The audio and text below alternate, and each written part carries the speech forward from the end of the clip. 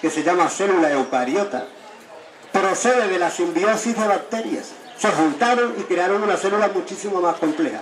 Si las bacterias no se hubieran complementado, no existiríamos ahora mismo, no estaríamos aquí. O sea que la naturaleza ha avanzado por cooperación y por simbiosis mucho más que por competencia. Luego es mentira. Es mentira que ni siquiera las leyes naturales, la ley de la selva, que dicen mucho los medios de comunicación, el hombre es lobo para los demás hombres, mentira, los lobos cazan en grupos siempre y son cooperativos. Es decir, que hay un montón de mitos sobre estos temas para justificar algo que es injustificable. Es verdad que los humanos tenemos la opción del egoísmo, la codicia, pero también es verdad que hay un terremoto, inmediatamente vamos a dar dinero a un banco o sentimos empatía por la gente que sufre.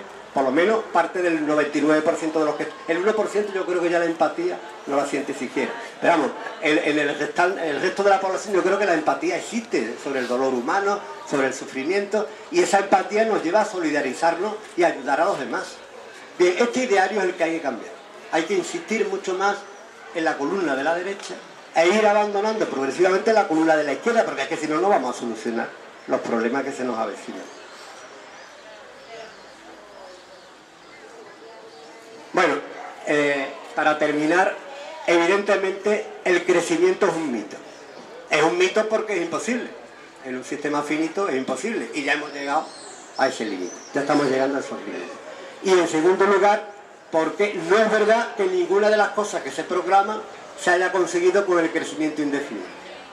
Sabéis que hay un índice que se llama índice de Gini, de comparar qué pasaría si toda la población tuviera todos los recursos distribuidos entre toda la población, o toda la población, o uno cogiera toda la riqueza de toda la población. Ese índice lo que mide es la desigualdad.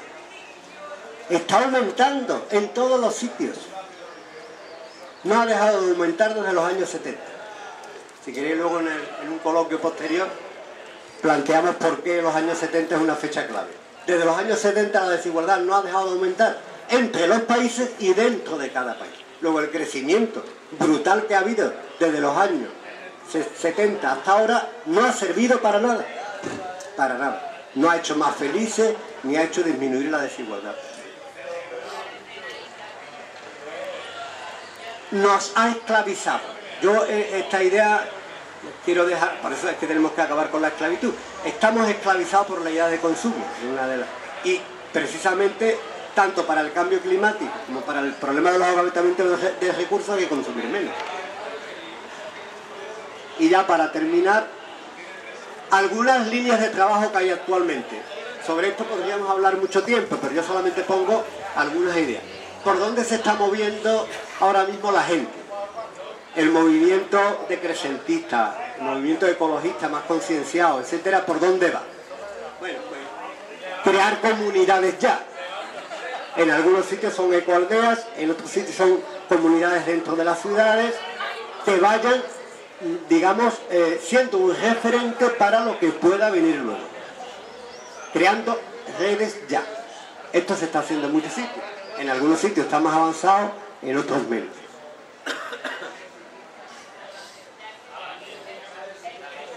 Va unido a todo esto que yo os he puesto ahí, la lista es interminable, sería crear monedas locales, crear redes de ayuda mutua y de apoyo mutuo, de intercambio, redes de producción y de consumo locales, crear bancos de servicios, o como le queramos, o de tiempo, como le llaman, que es que yo intercambio los servicios. Si yo sé hacer una cosa de fontanería, pues te arreglo algo y tú a mí a cambio me das una clase de inglés. Es decir, hay muchas posibilidades que ahora mismo ya se están experimentando en esta línea. Un cambio del territorio, aquí yo aprovecho para hablar de lo mío, por ejemplo, la creación de huertos sociales y huertos escolares va en este sentido. Si yo voy creando redes verdes en el medio urbano, voy integrando ese medio urbano con el campo, con el medio rural, y voy poco a poco convirtiendo la ciudad en algo más adaptativo de cara al cambio. Las ciudades ahora mismo son absolutamente inadaptativas. Si viene realmente en 20, 30 años decae y decrece los combustibles fósiles, donde primero vamos a tener gravísimos problemas en la ciudad. porque depende muchísimo de la energía que le entra.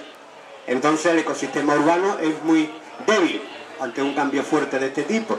Hay que ir convirtiendo la ciudad en una especie de cosa intermedia entre la ciudad y el campo. No tenemos otra solución. Esta es una de las vías. Otra es que no podemos seguir residiendo y trabajando en sitios que están a muchos kilómetros de distancia. Esto habrá que irlo cambiando también de alguna manera, porque no vamos a poder transportarnos. El transporte va a caer en el momento en que no tengamos combustible fósil. Y para terminar, hay que cambiar totalmente una variable, que yo vengo de ese campo, del campo educativo, que es la educación. Pero cuando hablo de educación no me refiero a los niños y a las niñas que están escolarizados, me refiero a la población en general. Ahí tenemos toda la responsabilidad de cambiar estas pautas de comportamiento, estos idearios que tenemos, que desde luego no nos van a servir mucho si el meteorito se acerca y impacta. Bueno, yo lo dejo aquí y abrimos un coloquio. Por supuesto que esto es una visión superficial del tema. Si queréis ya profundizamos en el coloquio sobre alguna cuestión que os interese.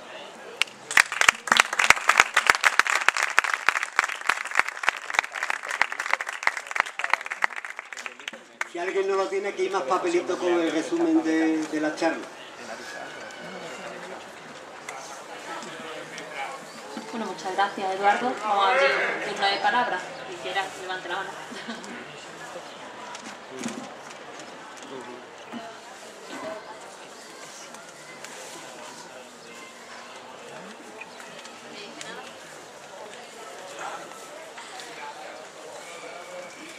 Quería preguntar, Eduardo, sobre el tema de cambiar la ciudad. Concretamente sobre el tema de lo que plantea Francesco Tonucci de crear zonas en la ciudad donde tengan prioridad las personas sobre los coches, donde sean lugares seguros que un niño pueda ir de una punta a la otra de la ciudad. ¿Eso realmente es posible? ¿Eso se puede llevar a cabo actualmente? A ver, yo creo que habría que ir actuando en dos planos diferentes. Y ya aprovecho que hay gente aquí de una candidatura municipal para hablar del tema. A ver, yo creo que hay que actuar en dos planos diferentes. Un plano es el de los cambios, yo diría, más micro y más lentos, que son cambios de idearios, cambios de formas de pensar, de estilos de vida, eso es lento. Pero eso a su vez se puede facilitar si trabajamos en el otro plano, más de las instituciones. Yo creo que a partir de las instituciones también se pueden hacer cosas. Por ejemplo, en Sevilla se puso en marcha un plan que era de caminos escolares, o otro programa que era el Parlamento Joven. Es decir, que hay iniciativas institucionales que pueden favorecer también los cambios micro más de base, al mismo tiempo que los movimientos de base pueden obligar a las instituciones en una interacción, ¿no?, a hacer estas cosas.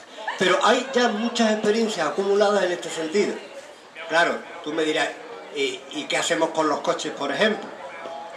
A ver, la idea, en los presupuestos participativos de la ciudad de Sevilla, sabéis que una de las cosas mejores que se hicieron en aquel momento fue que toda la ciudad se llenó de carriles bici. Es una inversión de energía. Yo estoy hablando todo el tiempo en términos energéticos. Entonces, cuando tú estás en una institución, tienes que optar entre construir una segunda circunvalación para Sevilla, que es un derroche de energía impresionante, o construir, que seguro que es más barato, una red de carriles bici. Este es el tipo de decisión. Y eso poquito a poco, además, ligado a temas educativos, porque claro, es difícil, pero hay que persuadir a la población de que abandonemos poco a poco el coche. No solamente porque sea contaminante, poco saludable, sino porque en 10, 15 años ya no vamos a poder mover los coches, si estos vaticinios se cumplen.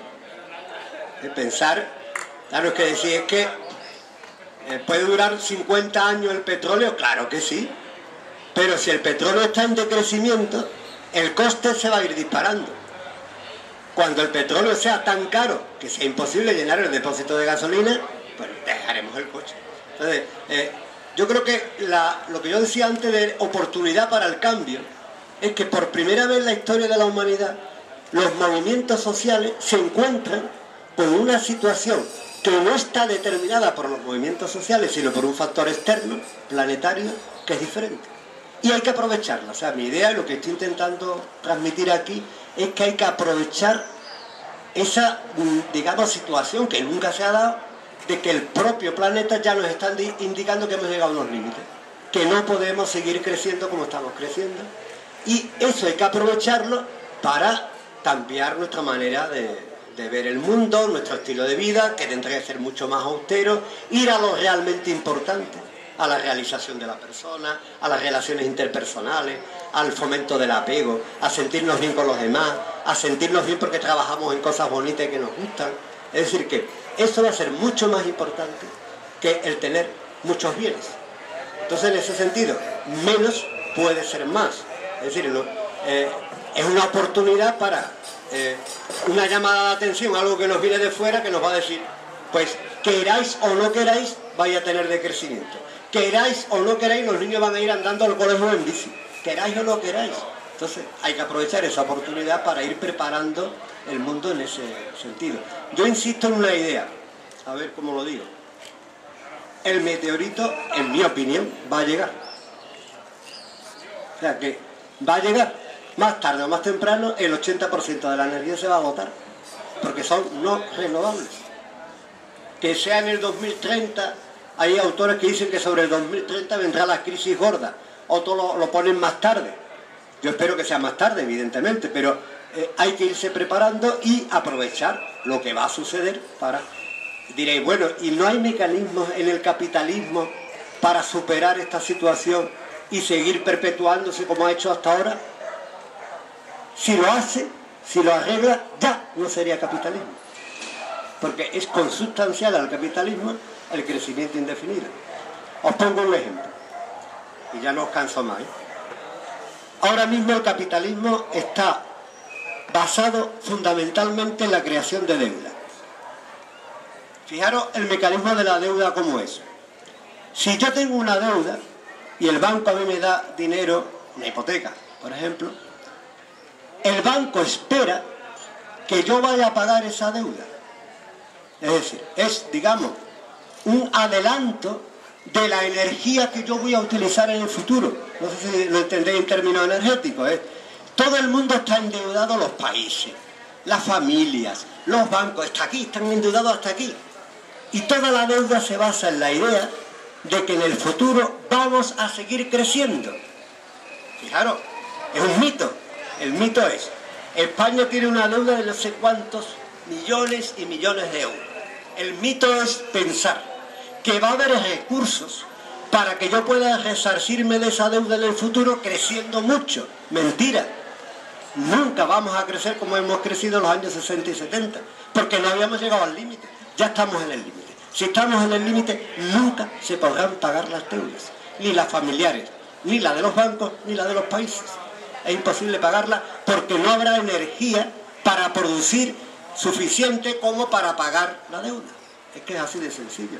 Entonces el capitalismo no tiene solución. Lo único que hace es imprimir más billetes, aumentar más la deuda y decirnos, en el futuro ya se verá, en el futuro no se va a poder pagar ninguna deuda. No hay recursos para producir. Te preguntaba lo de la educación porque yo pienso que ahí está la clave. Ahora cuando venga el problema gordo, la ciudadanía tenemos que aprender a organizarnos entre nosotros, porque va a ser muy difícil que los jóvenes puedan llegar a solucionar estos problemas. Entonces, desde la juventud, por ejemplo, tú has planteado lo de las experiencias que se han hecho haciendo asambleas juveniles, etcétera, etcétera, simplemente para que aprendan a gestionar los recursos de su propio ocio, por ejemplo. Bueno, pues ahí estamos dando cierta cultura democrática y concienciación de la juventud.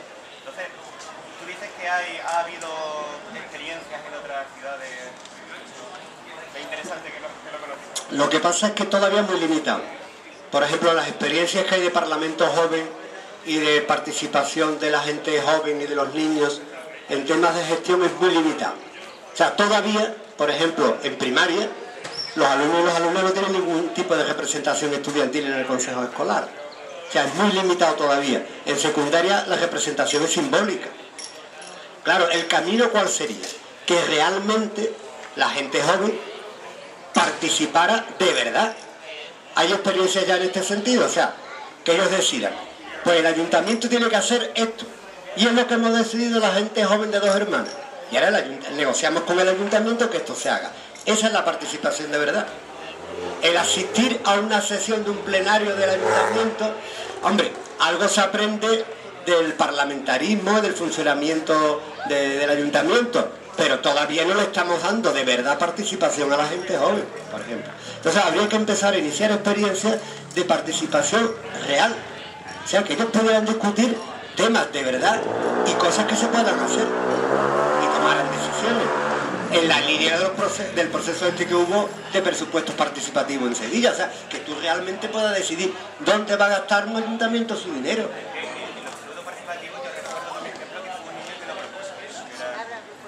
Que me refiero que en los presupuestos participativos yo recuerdo un caso que fue un niño que propuso un proyecto que me parece que era de hacer una piscina común en una parte que está cerca de tierra, y convenció a todos sus vecinos puerta por puerta y bueno, después de un proceso lo consiguió.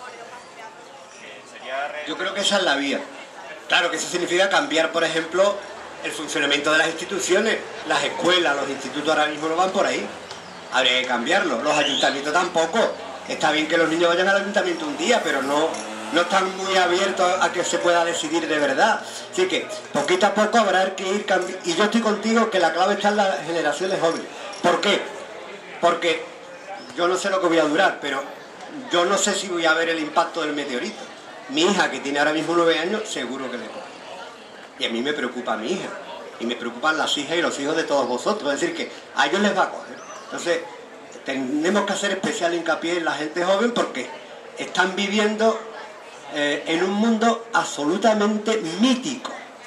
Ellos están con sus móviles y sus historias como si esta realidad que tienen alrededor fuera una cosa eterna, ¿no? Esto no la única realidad posible.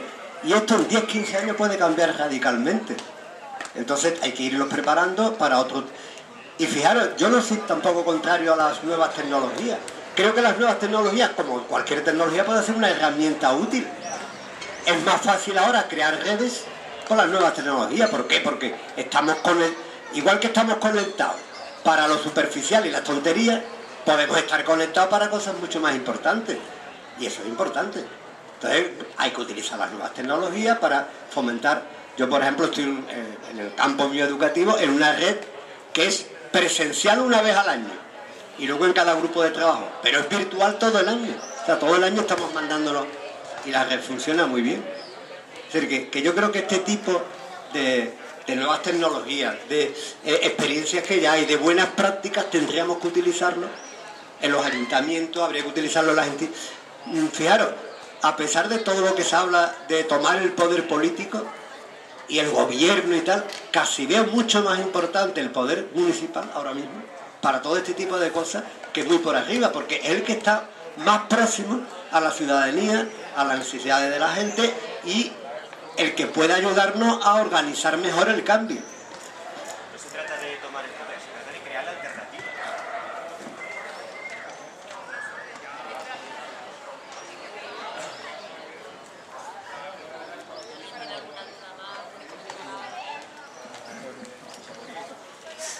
El tema, Eduardo, es que hoy por hoy estar en el control de los medios de comunicación que tienen ese 1%, estar en el control, estamos, como bien sabe por la palabra griega, idiotizados. Idiotizados para los intereses de ese 1%. Vivimos todos, bailamos al son que nos marca.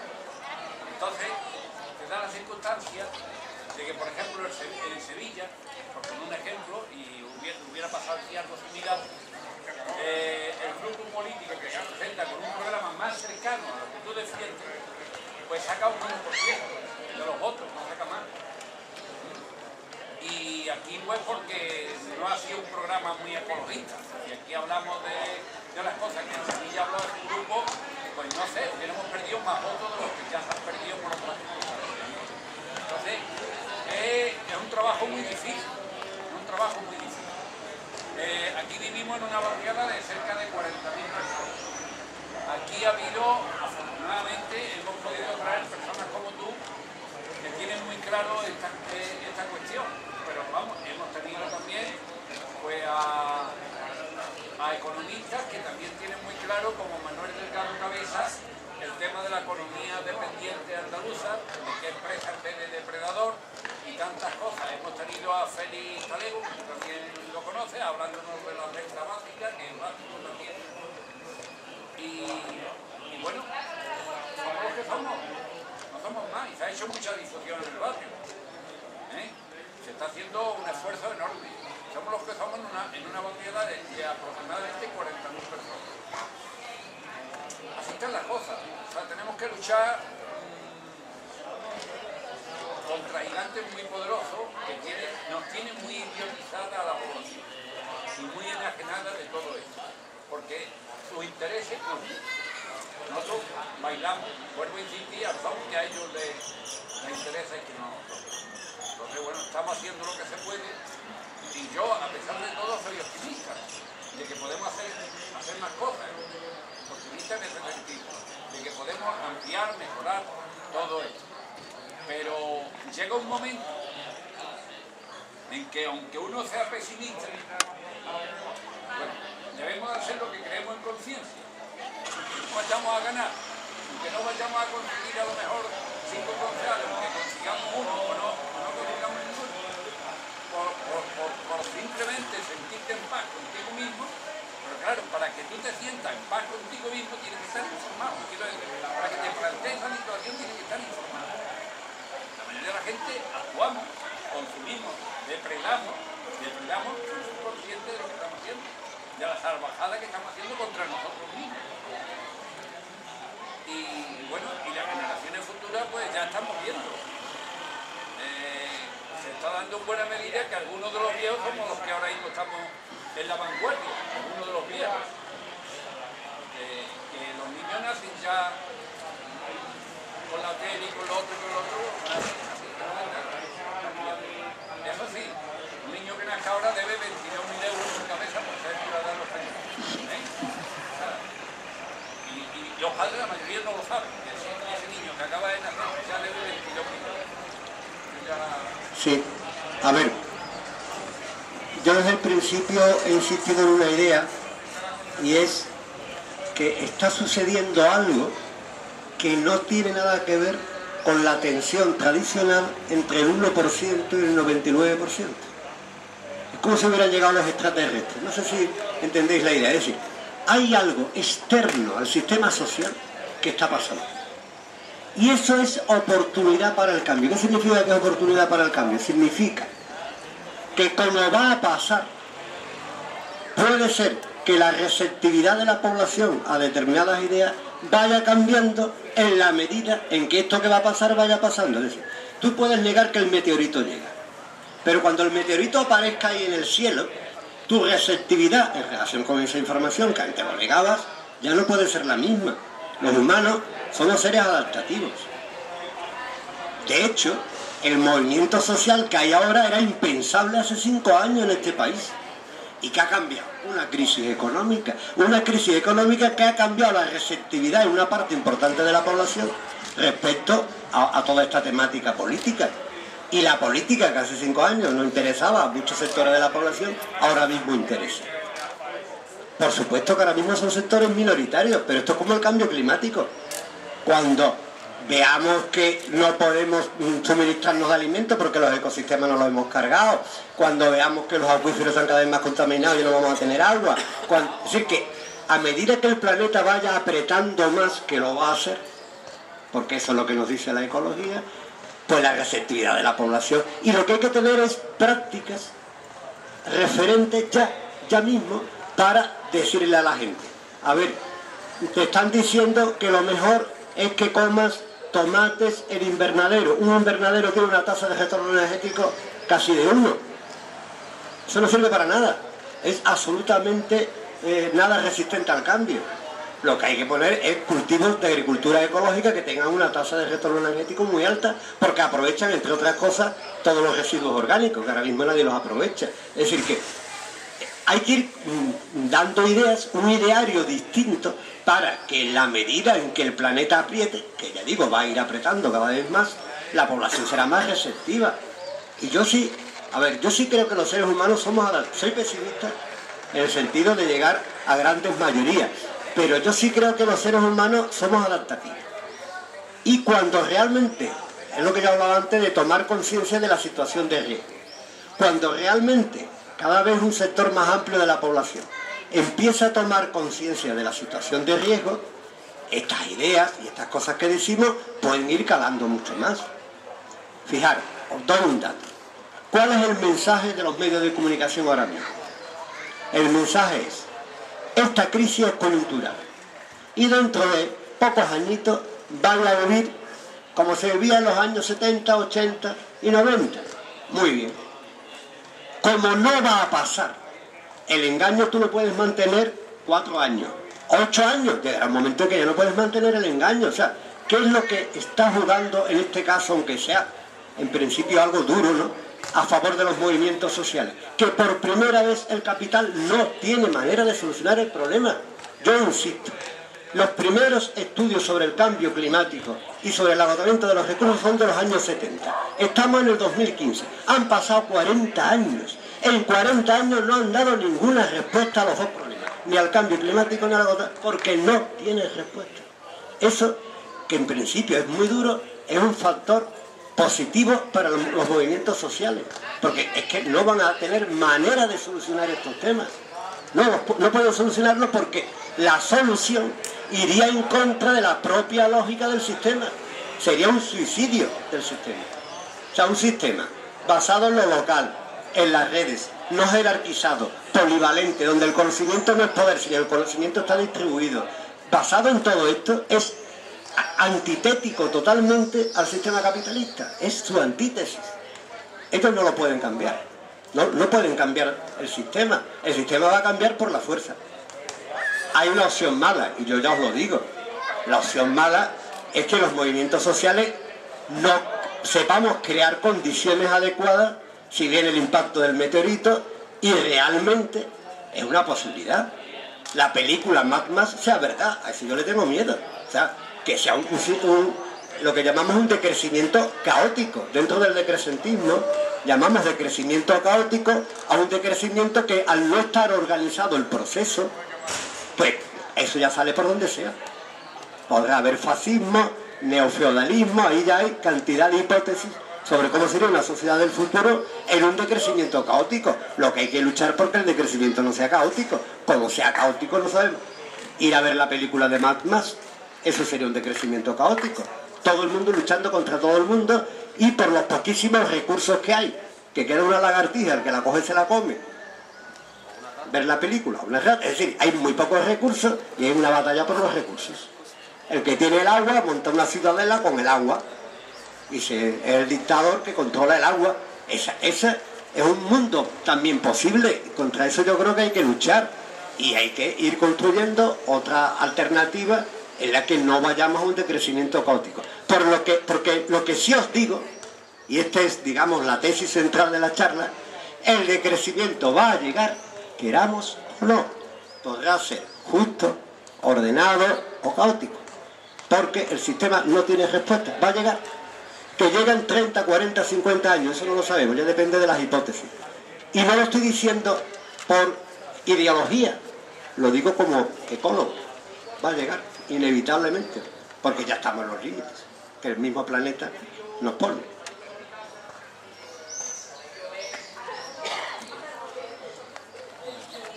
¿Qué relación? O sea, el planeta tiene los recursos que son finitos, pero serían suficientes, por ejemplo, hoy, y serían suficientes si la población sigue creciendo exponencialmente. A ver, hay dos temas ahí. Primero, lo hemos visto en el ejemplo que yo ponía de la población de bacterias en una placa Petri, en una placa de cultivo. En un sistema finito, ninguna población, sean humanos, bacterias, leones o la población que queramos, puede crecer indefinidamente. Eso es un problema. O sea, ahí hay un límite biofísico. Tú no puedes seguir creciendo la población humana exponencialmente. Esto crea una controversia muy fuerte, porque ¿cómo vamos a limitar el crecimiento de la población? Eso lo podemos discutir luego, pero el hecho científico es que ninguna población puede crecer indefinidamente. Va a haber un momento de límite. Cuando llega el límite, la población va a decaer. Eso es un tema. Y ahora otro tema es, ¿la población actual se puede mantener? La respuesta que algunos expertos dan es sí, siempre que la energía externa, o sea, a ver, el concepto de energía externa es que hay dos tipos de energía. Lo que llamamos en ecología energía endosomática, que es la energía que circula por los organismos. Cuando el león se come una cebra, lo que está haciendo es utilizar energía del sol que llegó a una planta, que la cebra se comió y que el león, al comerse la cebra, ha cogido esa energía del sol, ¿vale? Entonces el planeta tiene una cierta capacidad de procesar la energía del sol. Y esa es toda la energía endosomática que hay en el planeta, ¿vale? Esa no es suficiente ahora mismo para alimentar a 7.000 millones de personas. Ahora mismo. Entonces, para utilizar más eficazmente la energía solar que nos llega y alimentar a 7.000 millones, tendríamos que empezar a invertir la energía externa, combustibles fósiles, renovables, etcétera, en posibilitar sistemas agrícolas que den alimento a 7.000 millones de personas, porque eso necesita energía. A ver cómo lo explico. Si tú quieres montar permacultura en todo el mundo, la parte inicial del proceso necesita una inversión de energía tremenda.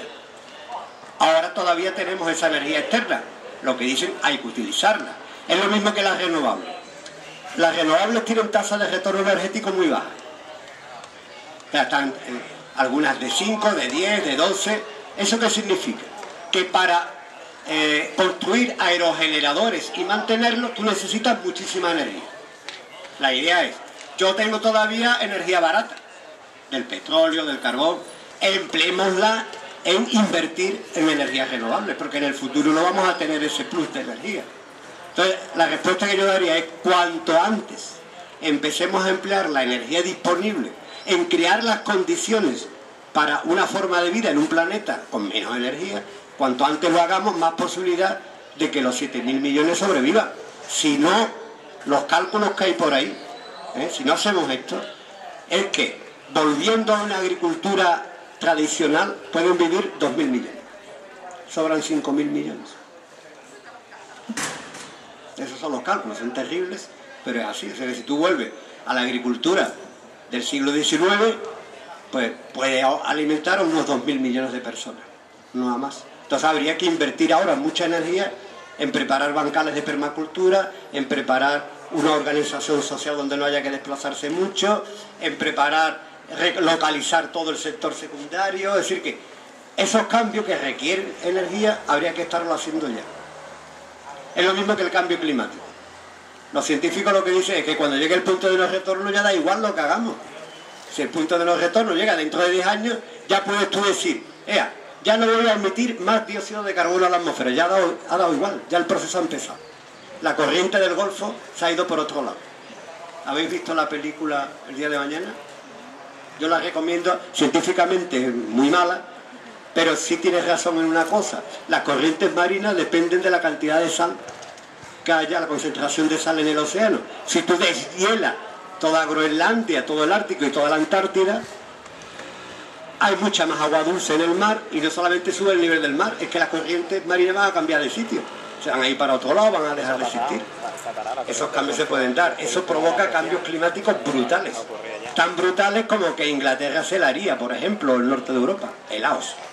Se mueren helados. Eso es real. Hombre, la película pasa de una semana para otra, así no va a suceder, ¿no? Pero el dato está ahí, o sea que no sabemos, es imprevisible lo que pueda pasar. Yo tengo una pregunta, porque en este tipo de temas que, por ejemplo, de la glaciación, eso que tú has comentado, eso ocurrió en el pasado ya, una glaciación que ocurrió mucho más lento, ¿no? O sea, en un proceso muy lento y demás. Pero a mí lo que me preocupa es cuando uno habla de estos temas, yo pienso que es importante la comunicación y las referencias. ¿Dónde nos podemos agarrar nosotros en cuanto a referencias científicas? ¿Quiénes son las personas referentes en estos temas? Para que, porque a ver, lo que primero piensa todo el mundo es te mira así y dice, tú estás loco de lo que estás diciendo. Y cuesta mucho, yo soy profesor también de biología y estamos justamente tratando el tema de los recursos, y cuando lo abordas en profundidad y te das cuenta de que la burbuja en la que vivimos es tan minúscula que cuando ves los datos y te dicen el 75% de los agricultores de este mundo no tienen tractor, no tienen máquina. Entonces, y te quedas asombrado de que eso sea así, ¿no? Pero claro, muchas veces nos quedamos que nos faltan las referencias donde mandar a la gente para leer o para esto, y esa parte a mí me parece importante conocerla también. O en economía, ¿no?, de crecimiento, habrá economistas que te estén dando cuenta del problema. Igual yo siempre les digo que el cambio climático en los años 70 se inició por un grupo pequeño de personas y no lo creía absolutamente nadie, y hoy en día lo acepta el 99% de la comunidad científica. Entonces, ¿qué referencias podemos tener ahí? ¿O dónde podemos acudir para buscar referencias? Yo en el papelito os he pasado algunas referencias. Tenéis algo de bibliografía sobre decrecimiento y algunas páginas. Pero yo os recomendaría entrar en internet. Y unas páginas os van llevando a otras. Por ejemplo, páginas sobre decrecimiento, movimientos de estos de comunidades en transición y tal, hay muchas. Entonces la cuestión es ir indagando. Un momentito.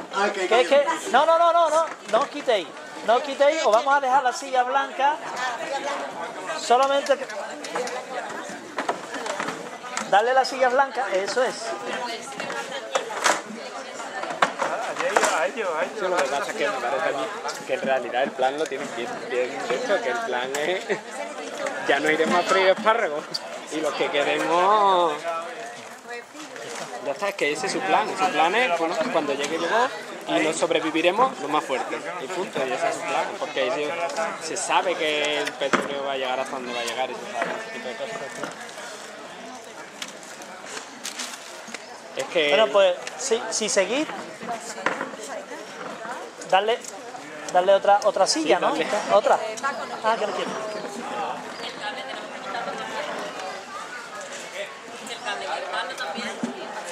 El cable hay que quitarlo, sí, bueno, pero eso no sirve ya para nada. Tú, eso ya, bueno. Claro. Sí, pero eso ya no sirve para nada, o sea, quitar el cable, por favor. Ha ido bien, pero estaba muy receptiva, lo bueno del piso, de que eso no le llegaba. Venga, vamos a seguir un poquito. Vamos a hacer un corrito. Venga. El micrófono funciona, ¿eh? Oye, que el micrófono funciona.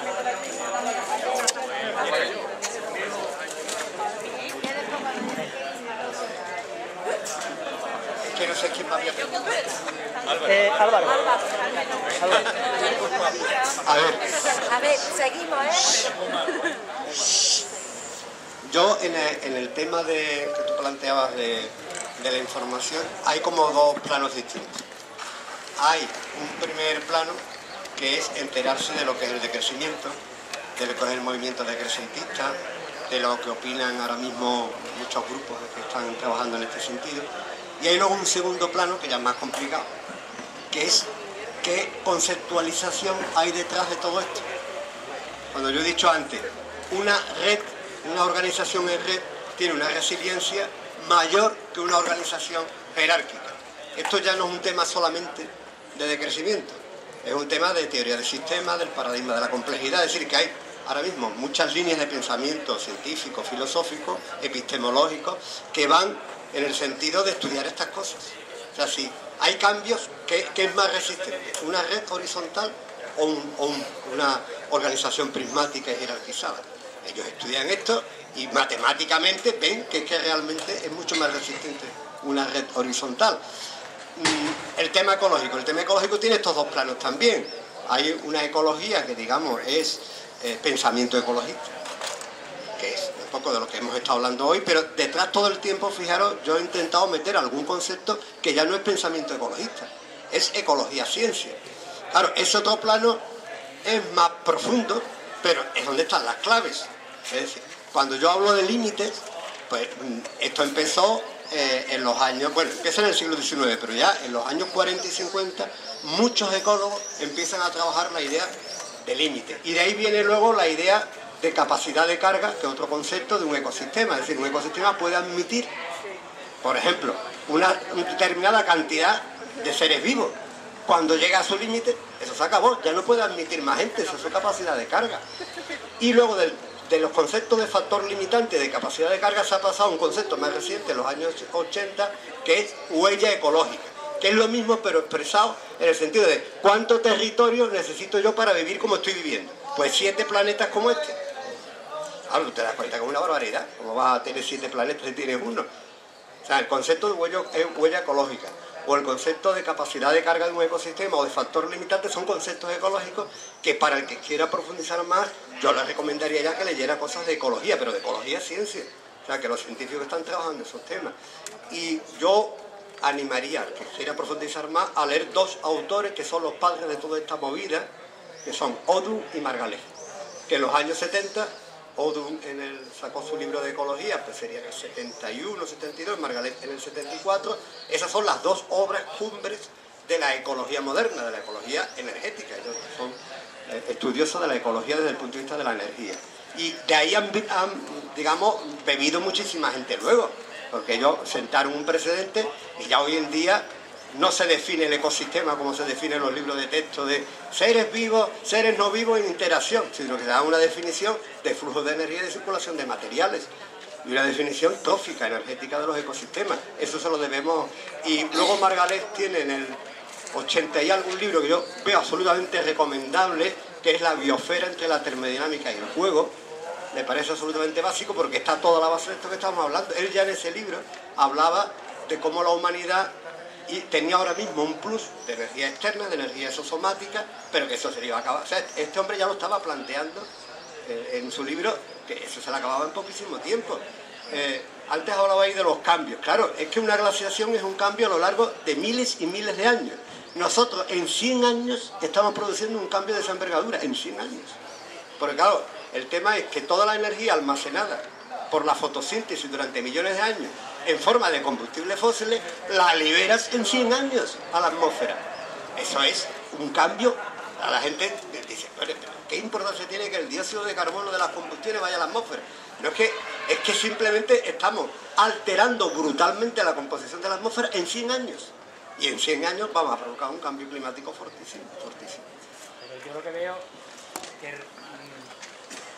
yo igual también, además como estoy en el mundo de la educación y demás, a mí, y estoy muy por la labor del tema que has comentado tú de las redes, además, que creo que es súper acertado y que es verdad que son mucho más resistentes y demás. Entonces, pero en ese sentido de las redes, yo soy en cuanto a educación, yo soy de la opinión de que sería muy interesante crear redes educativas, por ejemplo, que afecten, no solo que nos olvidemos de la idea de se aprende en el instituto, en el colegio y demás, que los centros educativos siempre he defendido que deberían volcarse hacia afuera, los centros educativos que ya existen, y luego deberíamos crear nosotros un modelo educativo para la gente posteriormente, ¿no? Para adultos y demás.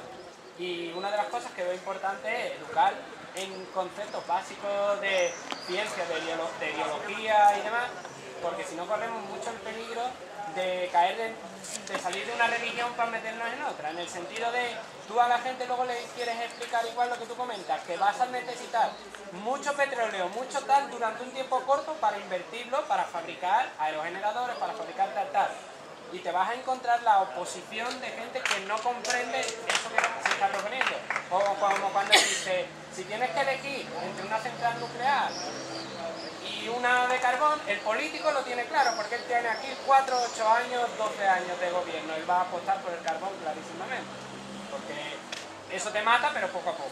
Lo otro, si ocurre una catástrofe, pues no puede hacer daño de golpe. Entonces ellos lo tienen claro.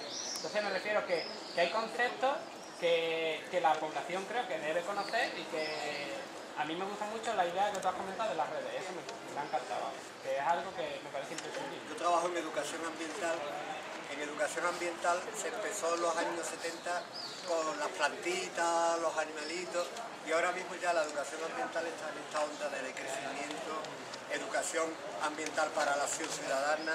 O sea, se ha cambiado radicalmente el modelo de lo que es educación ambiental.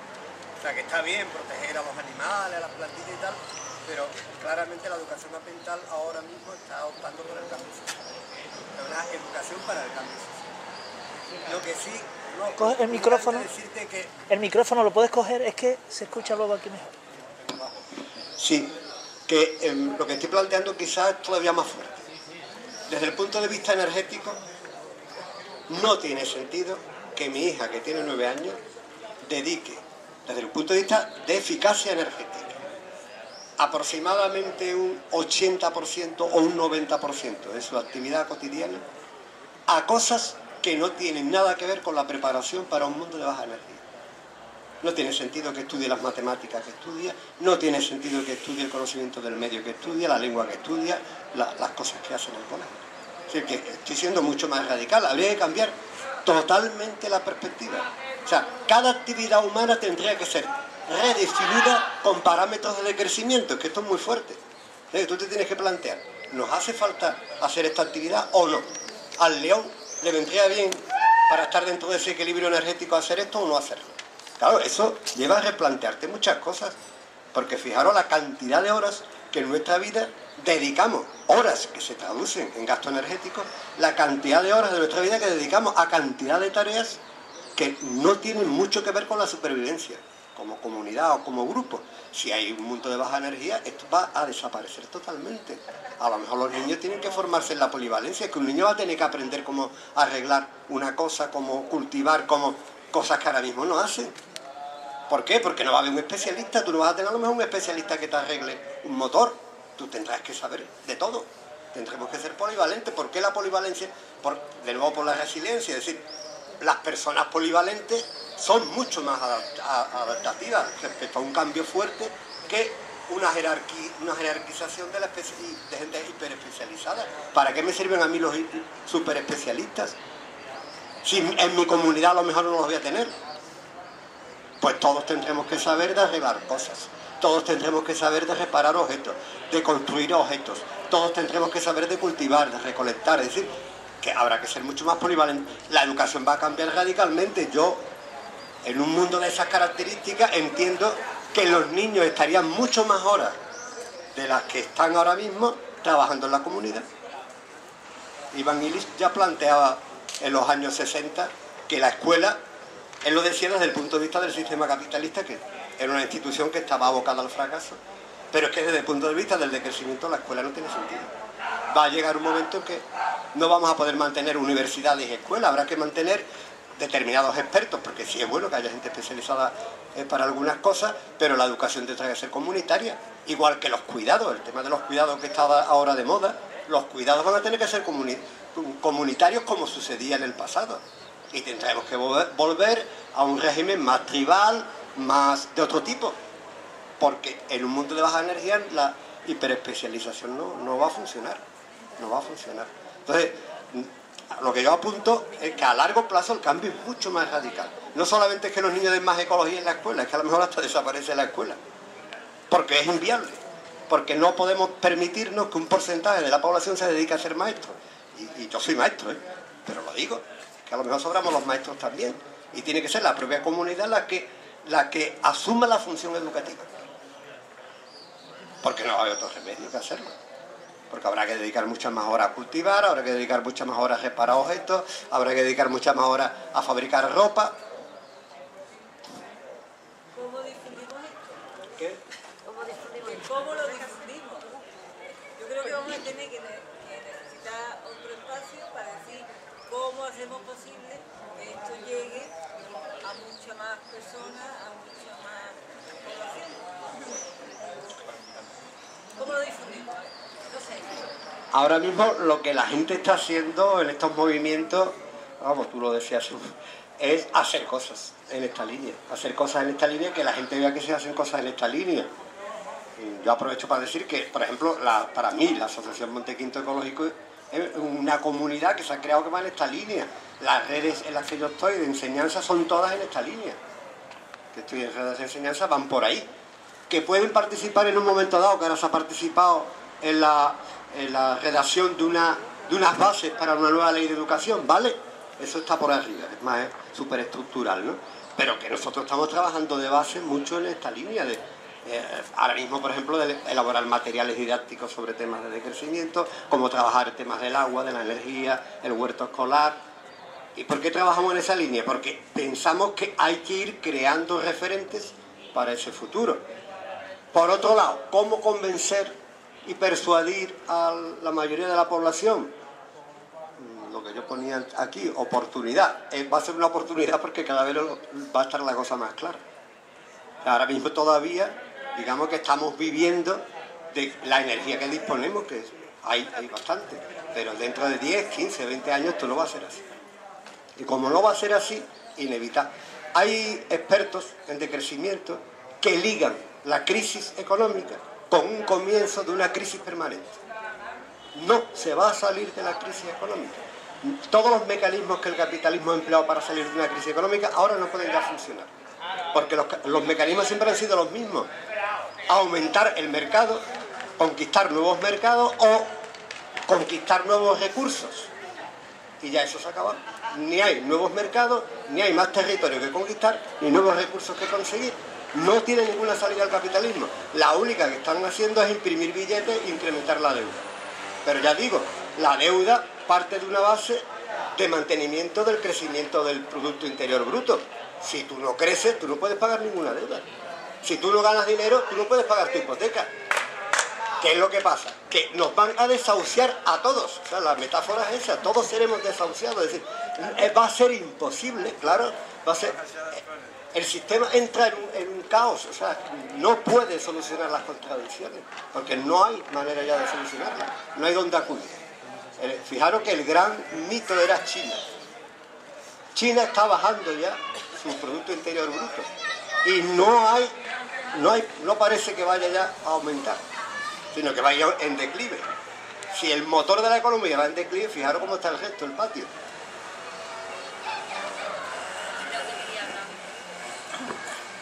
Profesor, una pregunta, bueno, hay algo que me ha surgido así como una duda, porque por ejemplo, la exposición que usted ha hecho...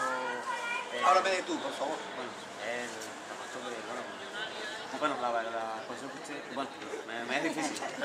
Hombre, que nos acaba de hacer, bueno, que ha hecho usted durante todo este tiempo es bastante interesante. Por ejemplo, hemos hablado sobre el decrecimiento, hemos hablado sobre la forma de actuar, digamos, el ser humano a nivel mundial, sobre todo poniendo ejemplos como el del 99 y el 1%, pero sobre todo usted ha hecho mucho hincapié en lo que es en la energía, y digamos los efectos negativos que está provocando inclusive lo que es el petróleo en concreto, vamos, que hasta el punto de que emite CO2 al planeta y llegará un momento que no va a hacer. Ahora, la pregunta también es la siguiente. Esa energía, de la que estamos hablando del petróleo, eso no se pudiera, antes de que lleguemos o sigamos avanzando con respecto hasta la curva, y entonces empecemos a ir en picada de verdad, no sería bueno, no sería mejor empezar, digamos, con sustituir esa energía, digamos, aprovechar a lo mejor las energías eólicas, las energías solares, como una alternativa? No, eso está claro. Lo que los expertos parece que están de acuerdo es que esas energías alternativas no pueden sustituir al 80% de los combustibles fósiles. Ese es el problema. O sea, el problema... Disculpe que le interrumpa. Independientemente de lo que, bueno, quiero decir, teniendo en cuenta lo que usted acaba de exponer, digamos que tenemos que ser mucho más conscientes, mucho más solidarios, tenemos que intentar no consumir más de lo que hemos hecho hasta ahora, que eso supone educar o reeducar a toda una población, pero, por ejemplo, ¿no sería una alternativa empezar por ahí? O sea, es evidente, pero yo lo que quiero un poco, esto es un poco un jarro de agua fría, ¿no?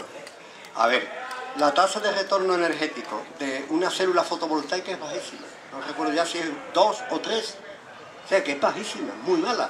De una fototérmica es un poquito mayor. De la eólica creo que está en 12. ¿Esto qué significa? Que son formas de energía que para ponerlas en funcionamiento y mantenerlas necesitas mucha energía barata. Esa es la contradicción de la... Es decir, si tú quieres crear un campo de aerogeneradores, eso cuesta muchísima energía. No solamente crearlo, sino mantenerlo. Entonces, eso es buena solución si va unido al otro factor que yo insistía, la disminución del consumo. Es decir, no puede arreglar el problema las energías alternativas si no va ligado a una reducción radical del consumo. Claro, si yo disminuyo mucho el consumo y lo que tengo en un barrio como Montequinto son plantas locales de aerogeneradores o solares o de lo que sea que suministren una parte de la energía necesaria, si utilizo toda la biomasa producida en Montequinto, desde la caca a la materia orgánica de los alimentos que los desperdicios y tal, si todo eso lo reutilizo, posiblemente puedan vivir medio bien la gente de Montequinto con un consumo muchísimo menor. Claro, un consumo mucho menor significa que yo no voy a poder utilizar un coche, voy a tener que utilizar energía endosomática, porque la energía endosomática es mucho más eficaz que un coche. Y sobre todo si no tengo petróleo, como muevo el coche, tendré que utilizar menor cantidad de electricidad. Por ejemplo, habrá que inventar aparatos que no sean de tantos vatios, porque claro, si tengo una lavadora cada vez son más eficientes energéticamente, pues tendré que inventar aparatos todavía más eficientes que con muy poca cantidad de vatios puedan hacer las funciones. Aparatos duraderos, ahora mismo hay una cosa que se llama la obsolescencia programada, que es que todos los aparatos que tenemos están programados para que se rompan en 4, 5, 6, pero programados. Mi hermano desmontó hace poco una plastificadora que yo tengo y había dentro de la plastificadora una especie de fusible para que aquello no alcance grandes temperaturas, pero que estaba, según mi hermano, hecho de tal manera el fusible para que la plastificadora me durara 2 años. Era muy malo y se me había quemado. 2 años. Todo el resto de la plastificadora estaba perfectamente. Mi hermano lo que hizo es puentear el fusible. Él entiende, yo no entiendo nada de electricidad. Él entendía, puenteó el fusible y mi plastificadora sigue funcionando perfectamente. Lo único que tengo que tener cuidado de no emplearla mucho tiempo porque se puede sobrecalentar. Pero funciona igual que antes. ¿Qué hubiera pasado si yo no tenía un manitas al lado? Yo hubiera tirado la plastificadora y hubiera comprado una plastificadora nueva, que es lo que quiere el fabricante de plastificadora. Entonces todos los aparatos tienen algún circuito, alguna cosita que ellos ya saben, porque tienen cálculos de resistencia de materiales, etcétera, que va a fallar. Eso está programado. Con eso hay que acabar. O sea, yo no puedo estar fabricando continuamente aparatos porque vamos a tirarnos los aparatos porque se le ha ido un fusible. Habrá que fabricar aparatos mucho más resistentes y que duren 40 años. Que de hecho ha habido aparatos en la antigüedad que duraban 40 años. Es decir, que habrá que reparar las cosas. Ahora mismo una cosa se estropea y se tira. Es un derroche de energía brutal. Entonces tú, en vez de tirar una cosa, la reparas. Si se reparan, eso es un bajón fuerte del consumo de energía. Estoy poniendo algunos ejemplos. Hay miles de ejemplos de cómo una población puede vivir bien. Lo que yo planteaba antes, de menos puede ser más. Tú puedes vivir bien y a gusto, pero con un consumo de energía muchísimo menor. Pero eso significa cambiar muchísimas cosas, muchísimas cosas. Eso preguntaba. Pues ya está. Sí.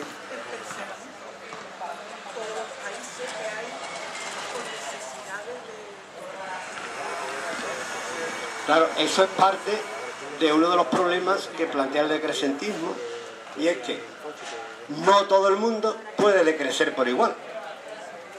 O sea, que una de las cosas que plantea es que nosotros vamos a tener que decrecer muchísimo más para que todo el mundo pueda estar al mismo nivel.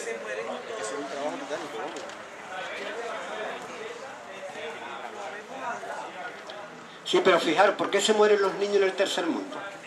Cambio climático, monocultivos, cultivos dedicados a engordar para pienso de nuestras vacas. Es decir, que hay que estudiar por qué se están muriendo la gente. Porque con la agricultura de subsistencia, hombre, podían tener hambrunas, pero no se morían como ahora. Se están muriendo porque el capitalismo ha cambiado totalmente la ecología de esos territorios, ha sido muy agresivo, ha cambiado los cultivos de subsistencia tradicionales por monocultivos, biocombustibles, cultivos para conseguir pienso para nuestro ganado, es decir, todos los árboles, toda la Amazonas, a la masa que están haciendo estragos por todos lados, vamos. Es decir, que desde el punto de vista del decrecimiento sería inevitable el que los países que llamamos del tercer mundo y tal tienen que crecer todavía mucho más de lo que han crecido, es evidente. Pero no crecer en el sentido de Producto Interior Bruto, que yo insisto en la idea. Crecer en el sentido, eso, de volver a tener una agricultura que les permita subsistir, eso. Es en ese sentido. Porque muchas veces se entiende, no, que tienen que tener grandes ciudades. Eso es copiar el modelo.